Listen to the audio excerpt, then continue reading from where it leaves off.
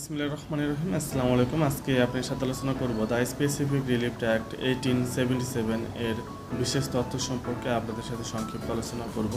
সুনির্দিষ্ট প্রতিকার আদালত কর্তৃক বিশেষ ধরনের প্রতিকার, এটি ন্যায়পরণতা ভিত্তিক প্রতিকার। সুনির্দিষ্ট প্রতিকার প্রার্থনা করা হয় শুধু দেওয়ানি মোকদ্দমায়।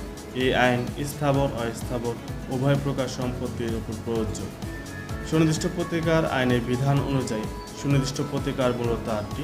প্রথম নম্বরে রয়েছে সম্পত্তির দখল পুনরুদ্ধার, স্থাবর অস্থাবর, ধারা 8 থেকে 11। দ্বিতীয় নম্বর রয়েছে চুক্তির সুনির্দিষ্ট বাস্তবায়ন, চুক্তি প্রবল, ধারা 12 থেকে 30। তৃতীয় নম্বর রয়েছে চুক্তি ও দলিল সংশোধন, ধারা 31 থেকে 34। চতুর্থ নম্বর রয়েছে চুক্তি রদ বা বাতিল, ধারা 35 থেকে 38। পঞ্চম নম্বর রয়েছে দলিল বাতিল, ধারা 39 থেকে 41।